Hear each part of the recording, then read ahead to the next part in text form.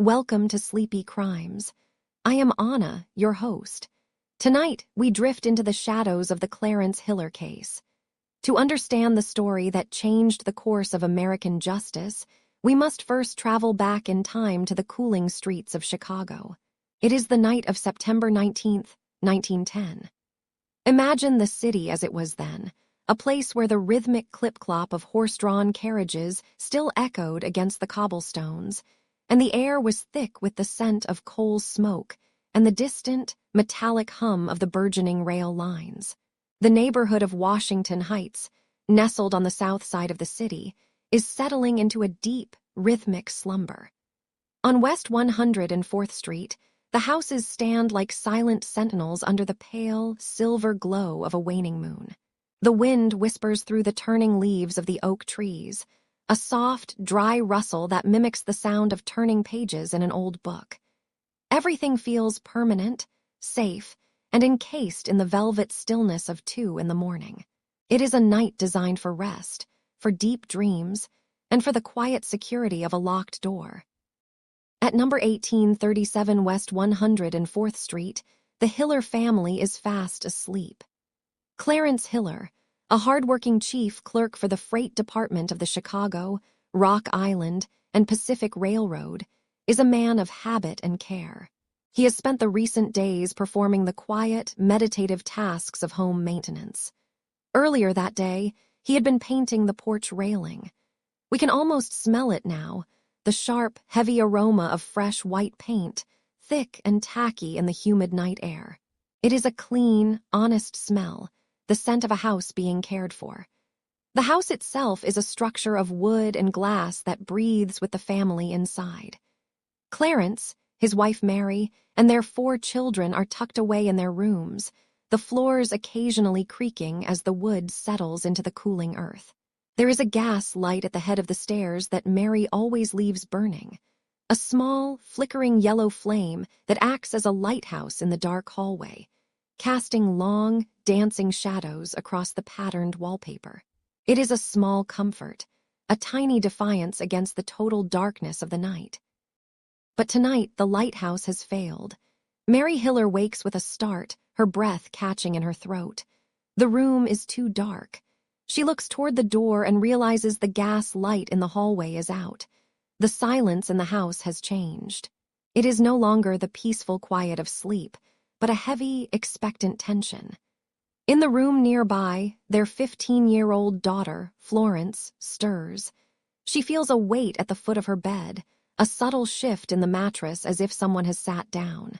In the haze of sleep, she thinks it is her younger brother, perhaps seeking comfort from a nightmare. She reaches out, but her hand meets the rough, cold fabric of a heavy coat. A voice, low and unfamiliar, cuts through the dark. Florence tries to scream, but the sound is trapped behind the sheer terror of the moment.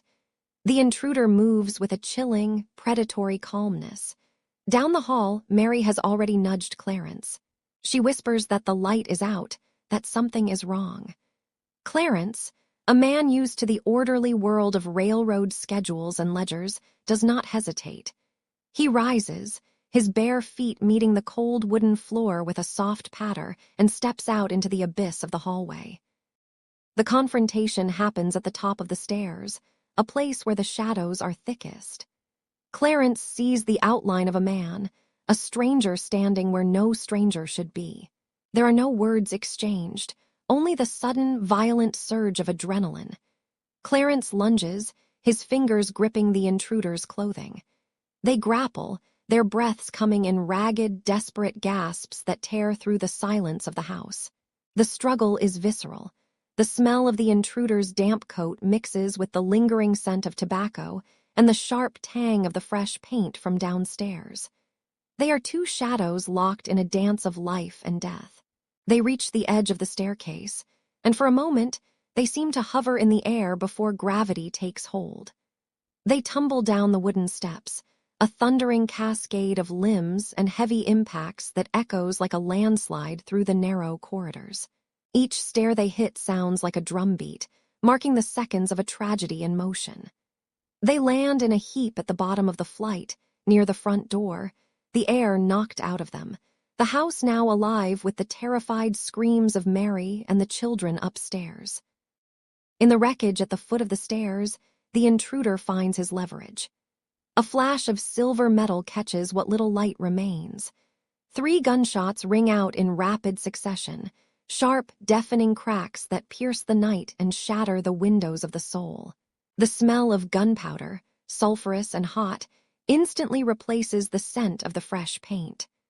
Clarence Hiller groans, his body falling limp against the floorboards he had walked upon so many times in peace. The intruder does not stay to witness the aftermath. He scrambles to his feet, his heart hammering against his ribs like a trapped bird. He fumbles for the front door, his hand reaching out blindly in the dark to steady himself. He grasps the porch railing, the very one Clarence had painted with such care just hours before. The paint is still wet, a viscous, white trap that clings to the ridges and valleys of his fingertips. He doesn't notice. He vaults over the railing and disappears into the labyrinth of the Chicago night, leaving behind a trail of blood, a grieving family, and a set of marks in the paint that would eventually speak louder than any witness ever could.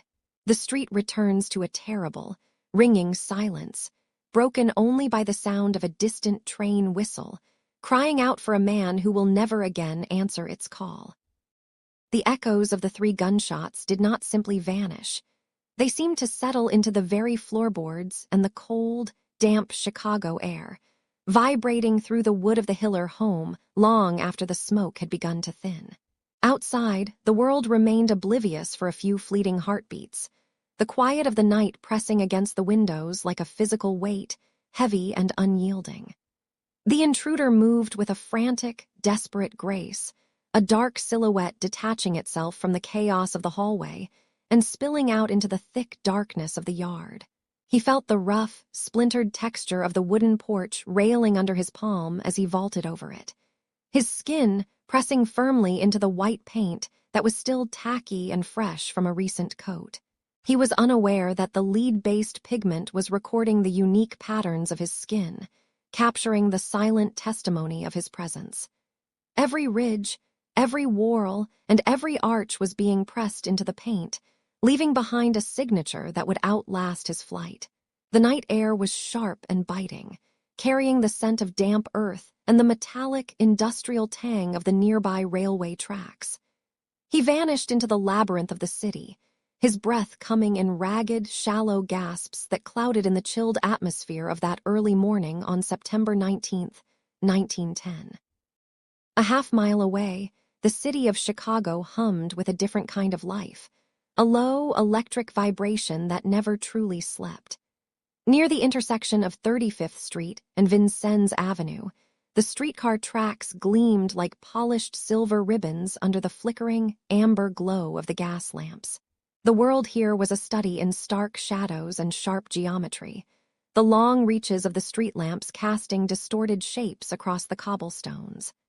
The rhythmic, distant clang of a trolley bell provided a steady, reassuring pulse to the night, a sound that usually signaled the safety of routine and the movement of the honest working man. It was approximately 2:38 in the morning when the steady, measured footfalls of 2 patrolmen, Officers Sandmeyer and Burney, broke the stillness of the avenue. They moved with the unhurried, rhythmic gait of men who knew these streets intimately, their heavy wool uniforms rustling softly with every step and the brass buttons on their coats catching the faint light. The air around the streetcar station was thick with the smell of ozone, damp stone, and the faint, sweet aroma of tobacco smoke drifting from a nearby alleyway. In the dim, shifting light, they spotted a figure, a man standing alone near the platform, his posture guarded and his breathing heavy, as if he had just emerged from a long, arduous journey through the deepest shadows of the city. The officers approached with a slow, deliberate caution, their eyes scanning the man who gave his name as William Jones. In the low, uneven light of the street lamps, his appearance was a jarring contrast to the quiet, orderly hour. His coat was torn in several places, the dark wool frayed at the seams as if it had been snagged by something sharp or caught in the middle of a violent struggle. Across the fabric of his shirt, There were deep, dark stains that appeared almost black under the orange glow of the lamps. But the officers, seasoned by years on the force, knew the unmistakable look of fresh, drying blood. The man was nursing one of his hands, his fingers curled protectively toward his chest, his shoulders hunched as if to hide the evidence of his ordeal. When questioned about his state, his voice was low and gravelly, a jagged murmur that lacked the steady, honest rhythm of a man with nothing to hide. He claimed he had fallen from a streetcar, a simple accident on a routine night, but as he spoke, his eyes darted toward the shadows of the nearby buildings.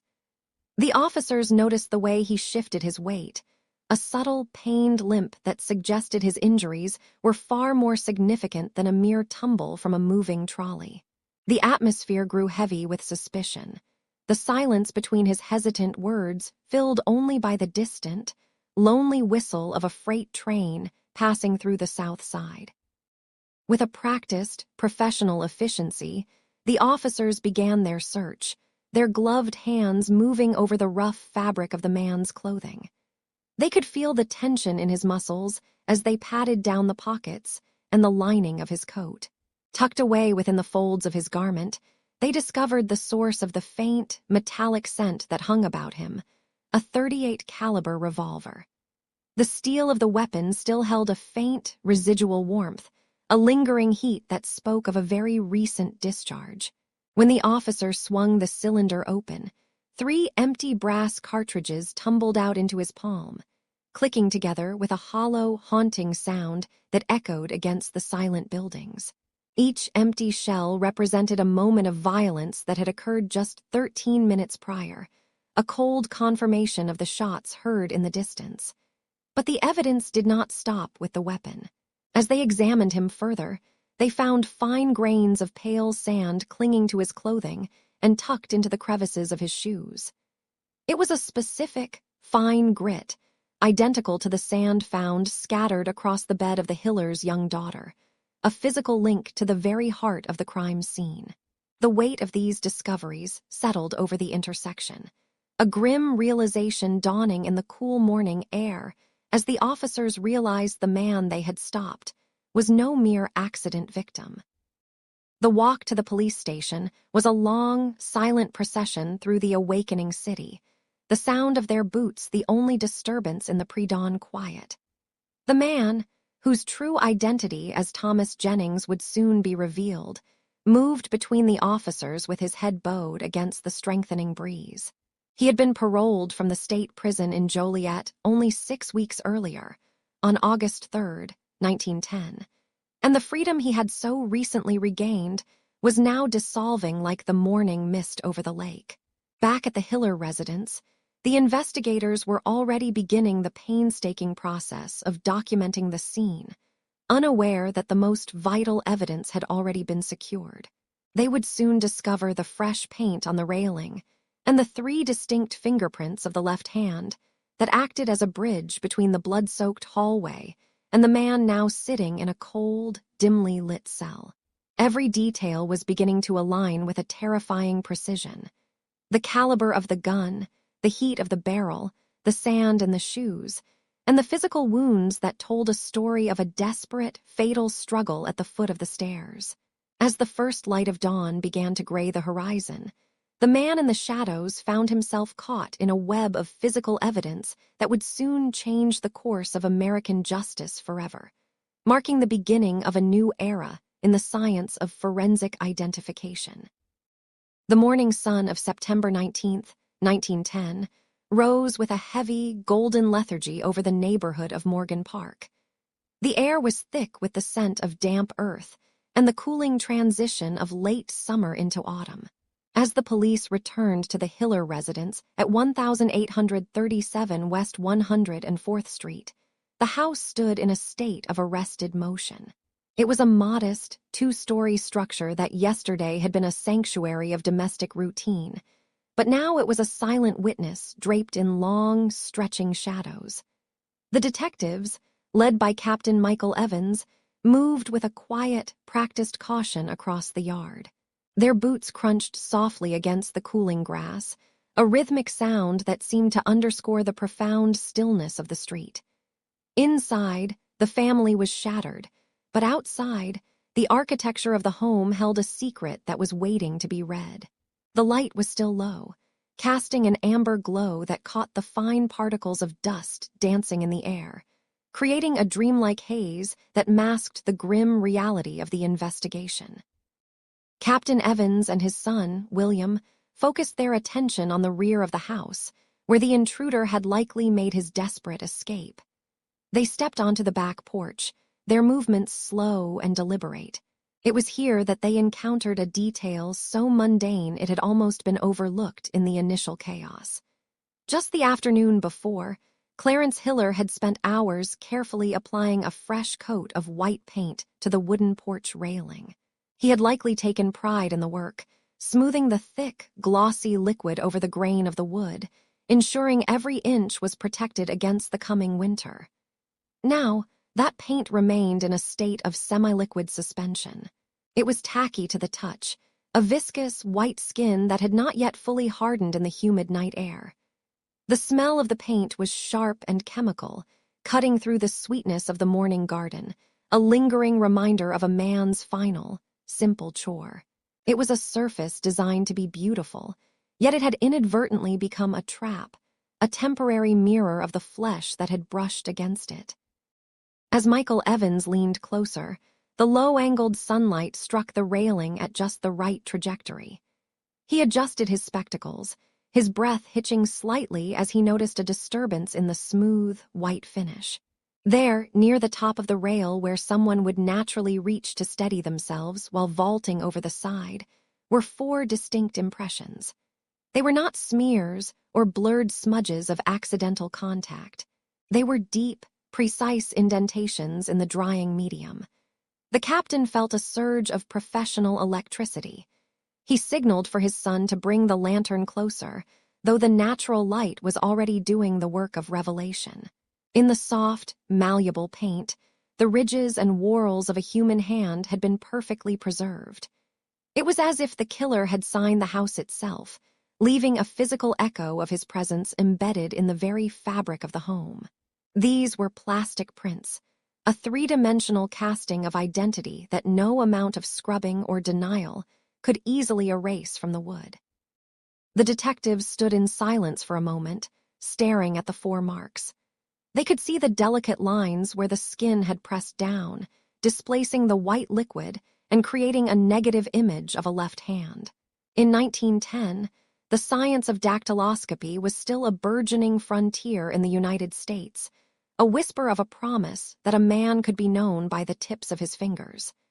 Evans knew the significance of what he was looking at. While other departments still relied on the older, more fallible methods of body measurements and height, the Chicago Bureau of Identification was beginning to listen to the lessons of Scotland Yard. He looked at the prints and saw more than just marks. He saw a biological signature that was unique to only one person in the entire world. The killer had been in a hurry, his mind focused on flight and the dark safety of the shadows, and in that frantic moment of escape, he had forgotten that the world remembers the touch of a hand. The wet paint had acted as a silent recorder, capturing the intruder's essence at the exact moment his feet left the Hiller property. Recognizing that the evidence was as fragile as it was revolutionary, Captain Evans made a radical decision. He would not simply photograph the marks and leave them to the elements. Instead, he ordered the physical removal of the railing itself. A heavy, rusted saw was brought to the porch, its teeth biting into the wood with a jarring, rhythmic rasp that echoed through the quiet neighborhood. The sound was a sharp intrusion upon the morning, a violent necessity to preserve the truth. Slowly, the section of the railing containing the 4 prints was severed from the house. As the wood groaned and finally gave way, the detectives caught it with reverent hands, treating the painted timber as if it were a holy relic. They carried it away from the shadows of the porch and into the bright, unforgiving light of day. The weight of the wood was substantial, a physical piece of the Hiller tragedy that was now being transported to a laboratory where it would be scrutinized with the cold, impartial eyes of science.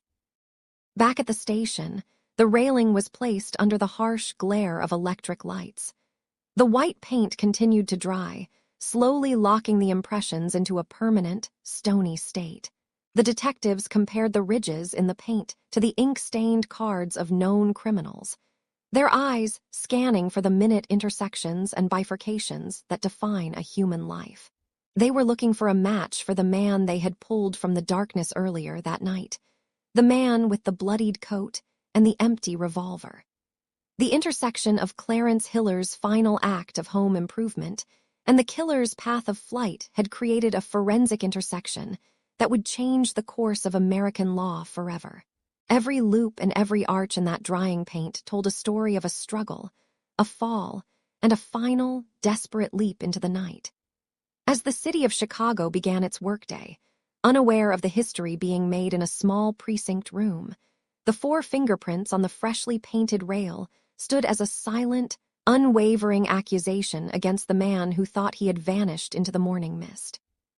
The wooden section of the railing sat upon a heavy, scarred oak table in the center of the room, looking strangely out of place amidst the jars of chemicals and stacks of ledger books.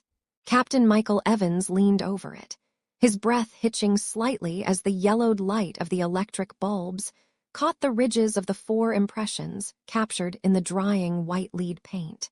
The smell of the station house, a mixture of stale tobacco, cold coffee, and the sharp, medicinal scent of silver nitrate, seemed to fade as he adjusted his magnifying lens. This was no longer just a piece of debris from a crime scene in Morgan Park. It was a silent witness, a frozen map of a human hand that had reached out in the darkness. He felt the weight of the moment, the silence of the Bureau of Identification pressing in around him. Every scratch in the wood and every uneven stroke of the brush was visible now, magnified into a landscape of snowy peaks and shadowed valleys. The paint had preserved the truth with a clarity that felt almost supernatural, and Evans knew that the eyes of the entire legal world would soon be focused on this single, splintered piece of timber. To his side stood his son, William Evans, who shared his father's quiet intensity. They were joined by a small circle of individuals who moved with a practiced, hushed reverence. Among them was Mary Holland, a woman whose name was whispered in law enforcement circles as a pioneer, the first of her kind to master the intricate language of the skin. She looked through the glass at the loops and whorls, her eyes tracking the flow of the ridges as they bifurcated and broke, creating a pattern as unique as a star chart. These experts had converged on Chicago, bringing with them a knowledge that many in the city still viewed with deep suspicion. They spoke in low tones about the 19th 04 World's Fair in St. Louis, where they had first encountered the instructors from Scotland Yard who had shared the secrets of dactyloscopy. They remembered the heat of that summer and the way the ink felt on their fingertips as they learned to categorize the infinite variety of the human touch. Now, years later, that training was being put to the ultimate test. They weren't just looking for a name. They were looking for a biological signature that could never be forged or forgotten. The process was slow, agonizingly so. Edward Foster, the inspector from Ottawa, watched as Michael Evans began the side-by-side comparison. On one side of the workstation lay the enlarged photograph of the porch railing, its white ridges stark and haunting. On the other side was the ink-black record of Thomas Jennings, taken shortly after his arrest on that bloody September night. The room grew colder as the hours stretched toward dawn, the only sound the scratching of a fountain pen and the occasional ticking of the radiator. They were looking for points of similarity, the minute details where a ridge would suddenly end or split into 2 paths. In the world of this novel science, 12 points of similarity were considered the gold standard for a positive identification. But as Evans moved his pointer from the railing print to the card, he found himself counting far beyond that. 13, 14, 20. The similarities were not just present, they were overwhelming. Each ridge seemed to echo its counterpart with a precision that defied the laws of chance. By the time he reached 33 points of similarity, the air in the room felt heavy with the realization of what they had found.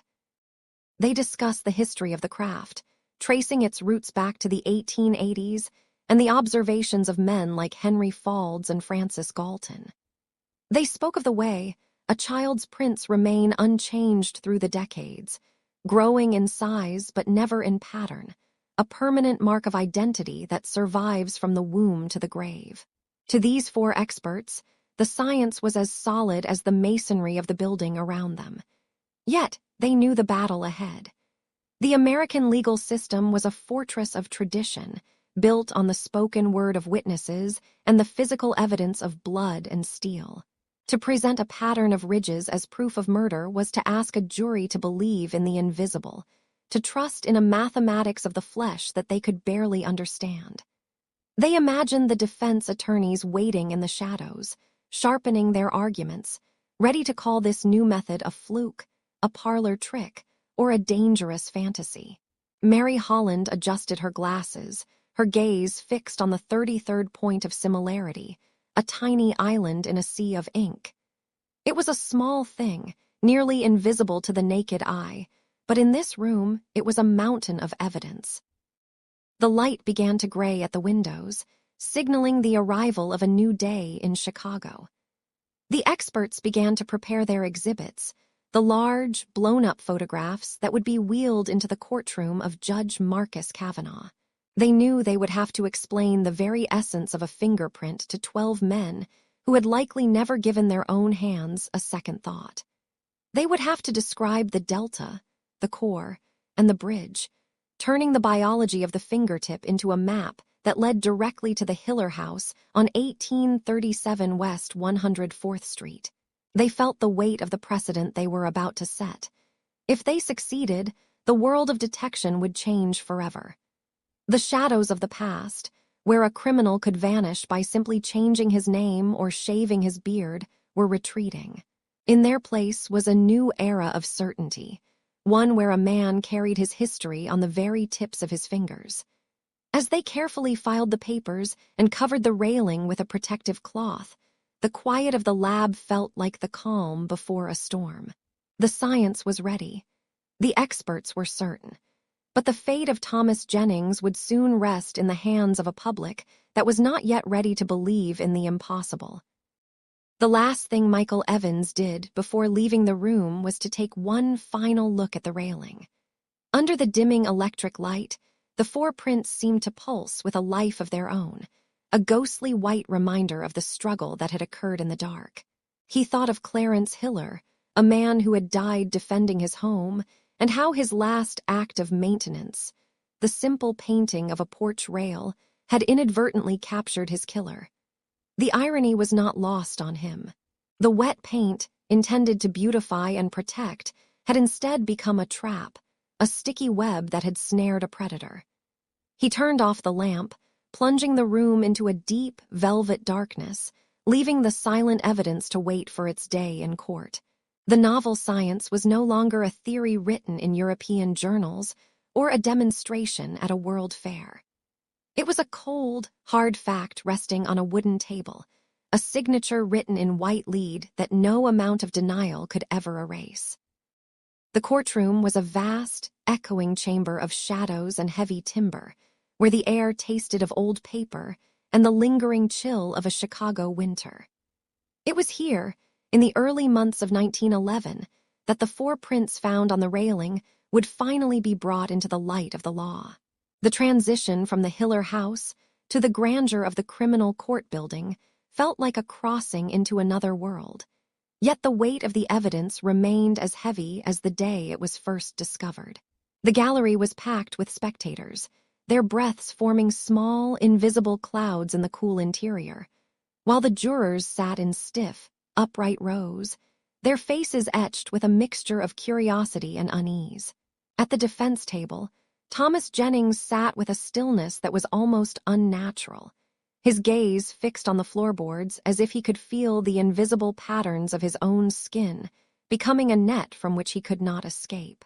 The gavel fell with a sharp, hollow thud, a sound that signaled the beginning of a transformation in American justice, where the words of witnesses would soon be outpaced by the silent, rhythmic testimony of science. The light filtered through high, arched windows, casting long, dusty beams across the rows of polished benches where the curious and the fearful sat shoulder to shoulder, waiting for a secret to be revealed. Propped against the prosecution table was an object that looked entirely out of place in this temple of law, a length of porch railing, its wood scarred and its surface coated in a layer of white paint that had long since lost its tacky luster. This was the silent witness brought from the Hiller home, a piece of a house that had been shattered by violence on that warm September night. Under the scrutiny of the courtroom electric lights, the 4 indentations in the paint seemed to glow with a haunting clarity. To the naked eye, they were nothing more than faint, swirling smudges, the ghostly remnants of a hand reaching out in the dark. But as the prosecutor moved toward them, his footsteps echoing with a heavy, deliberate pace, the jury leaned forward as one. They were being asked to look not at a face, or a weapon, or a bloodstain, but at the very texture of a man's identity. The air grew colder as the railing was positioned for all to see, its white surface reflecting the flickering lamps like a bone-white mirror, holding within its grain the secrets of a killer's touch. The judge looked down from his high bench. His eyes narrowed as he considered the strange, geometric marks that promised to tell a story no human tongue could ever fully articulate. One by one, the experts were called to the stand, their voices steady and clinical against the rising tide of skepticism. William Evans took his seat with the practiced grace of a man who had spent thousands of hours peering through a magnifying lens until his eyes burned. He spoke of arches that rose like gentle hills, of loops that curved like the current of a slow-moving river, and of whorls that spun into tight, intricate galaxies on the tips of every human finger. He explained how these patterns were formed before birth, hidden in the womb, and how they remained unchanged even as the body aged and withered. The language was new to the ears of the jury. Terms like Galton points and ridge characteristics floated through the room like a strange, rhythmic incantation. Beside him, large, grainy photographs were unveiled, showing the prints from the railing magnified until they looked like topographical maps of a foreign land. Evans pointed to 33 distinct points of similarity between the marks on the porch and the ink-stained records of the man sitting in the dock. 33 points of perfect, unyielding alignment, each one a tiny link in a chain that was slowly tightening around the defendant's future. The jury watched the wooden pointer dance across the enlarged photographs, tracing the ridges that matched with a precision that felt both magical and terrifying.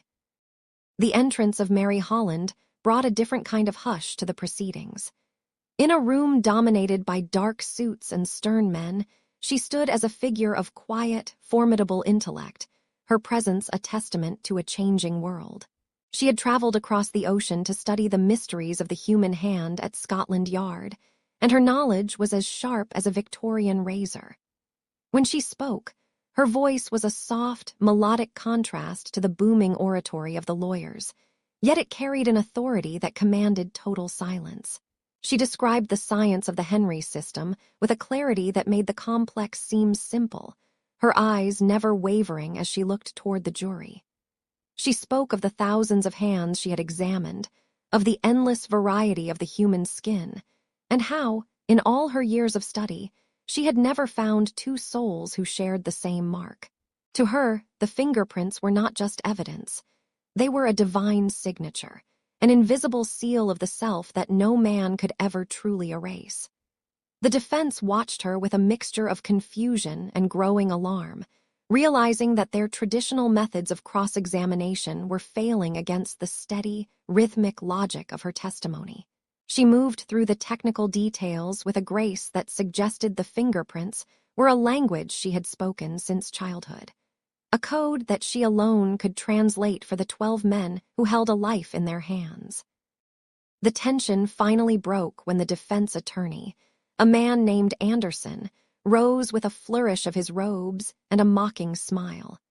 He sought to turn the science into a carnival trick, a sleight of hand designed to confuse the simple minds of the jury. With a dramatic gesture, he dared the experts to prove their claims right there, in the presence of the court. He produced a clean, white sheet of paper and pressed his own hand against its surface, then challenged them to identify his prints from a sea of others. The room held its breath as the experts accepted the wager. The sound of the fingerprint powder being brushed onto the paper was a soft, dry whisper, like the sound of sand shifting in an hourglass. Within minutes, the gray dust revealed the truth, pulling the invisible into the light with startling precision. The attorney's own signature appeared on the page, every ridge and valley rendered in perfect, damning detail. The mockery vanished from Anderson's face as the paper was passed among the jurors, their fingers tracing the lines that they now understood to be an absolute, undeniable truth. The demonstration had backfired, turning the defense's best weapon into the prosecution's final, crushing blow. The silence that followed was heavy with the realization that the old ways of the law, the reliance on memory and murky descriptions, were being eclipsed by a science that did not forget and could not be deceived. As the day faded into a dim, amber twilight, the trial of the people versus Jennings drew toward its inevitable conclusion. The jury retired to a small, wood-paneled room, the weight of their decision hanging heavy in the air like the smell of an oncoming storm. They did not need long to discuss what they had seen. The images of the swirling white paint and the 33 points of light had been burned into their minds. When they returned, the silence in the courtroom was so profound that one could hear the soft creak of the judge's chair and the distant rattle of a streetcar on the cobblestones outside. The verdict was read with a steady, solemn rhythm: guilty. It was a word that echoed through the halls of history, marking the first time in the United States that a life would be forfeited based on the silent testimony of a fingerprint. Thomas Jennings was sentenced to hang on the 16th of February, 1912, a date that would eventually fade from memory, even as the precedent he left behind became the bedrock of modern justice. As the lights in the courtroom were extinguished one by one, the shadows reclaimed the oak benches, leaving only the memory of the marks on the railing, the invisible signatures that had finally found their voice in a world of whispers. The seasons turned with a slow, heavy deliberation in the year 1911. While the Hiller household on West 104th Street remained a place of hushed mourning, the legal machinery of Illinois was grinding forward with a purpose that would eventually touch every corner of the American justice system. The defense for Thomas Jennings had not gone quietly. They had filed their appeals, challenging the very core of the prosecution's victory. They argued that the human hand, with its intricate patterns of ridges and valleys, was not a reliable witness. They claimed that the testimony of the four experts was nothing more than a ghost story, a new and untested magic that had no place in a court of law. Imagine the air in those high-ceilinged legal chambers, thick with the smell of old parchment, tobacco, and the faint, metallic scent of winter radiator steam. The lawyers paced on polished oak floors, their leather shoes clicking a rhythmic beat against the wood, while the fate of a man and the future of science hung in the balance of a single decision. On the 21st of December, 1911, the Illinois Supreme Court finally spoke. The air outside was brittle with frost, the kind of cold that makes the lungs ache and the windows rattle in their frames. Inside the courtroom, the silence was absolute. The justices looked down from their high bench, their robes a sea of heavy, dark fabric that seemed to absorb the dim winter light. Their ruling in the case of People versus Jennings was a masterpiece of legal foundation. They declared that the system of identification by fingerprints was of ancient origin, stretching back to the monarchs of Egypt and the courts of India. They wrote that this method was in such general and common use that the courts could not refuse to take judicial cognizance of it. With those words, the loops, the whorls, and the arches of the human fingertip were no longer mere curiosities. They became a permanent language of truth. The ruling solidified the idea that every person carries a unique signature upon their skin, a map of their identity that they can never truly erase, no matter how hard they try to scrub away the past. As the calendar turned toward 1912, the world outside the Cook County Jail moved on. The city of Chicago was a cacophony of iron wheels on cobblestones, and the distant, lonely whistles of the freight trains that Clarence Hiller had once overseen with such pride. But inside the thick stone walls of the jail, time had slowed to a crawl. Thomas Jennings sat in his cell, the shadows stretching long and thin across the floor as the sun set earlier and earlier each day. The air was damp and smelled of stone and cold iron. Perhaps he looked at his own hands in the dim light, tracing the very lines that had led him to this narrow room. There is a specific kind of quiet in a prison at night, a heavy, velvet silence that is only broken by the occasional drip of water or the distant, muffled cough of a guard. It is a place where every thought carries the weight of a leaden anchor, sinking deep into the stillness of the midnight hours. The morning of February 16th, 1912, arrived with a pale gray light. A light dusting of snow covered the city, softening the harsh edges of the buildings and silencing the streets.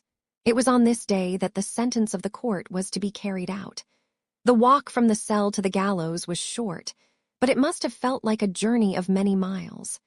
The wood of the scaffold was new and raw, the scent of fresh pine mingling with the cold, biting air. There were few witnesses, only those required by law and a single friend of the Hiller family, a man named John Madigan, who had been the one to first find those fateful marks in the paint. As the rope was readied, the world seemed to hold its breath. The struggle that had begun on a dark stairway in September 1910 was finally reaching its end. In a moment of sharp finality, the weight of justice was delivered, and the life of Thomas Jennings became a chapter in a history book, a name forever linked to the first time a fingerprint sealed a man's fate in the United States. Long after the echoes of the trial faded, the legacy of the Hiller case remained. The house on West 104th Street eventually found peace, the paint on the porch railing drying hard and smooth over the years, covering the place where the intruder had left his mark. But the American justice system was forever changed. No longer would the word of a witness be the only way to find the truth. From that moment on, the microscopic details of our physical existence, the tiny ridges of oil and skin, would speak for those who could no longer speak for themselves. We are all bound by these invisible signatures, these lasting impressions that we leave behind on everything we touch. They are the quiet witnesses to our movements, the silent storytellers of our lives. As the wind whistles through the trees in the quiet neighborhoods of Chicago, the story of Clarence Hiller and the man with the painted hands lingers like a soft, persistent shadow in the corner of a room. The case rests now. Let the details fade. You are safe. Close your eyes, breathe deeply, and have a good night. Sleep well.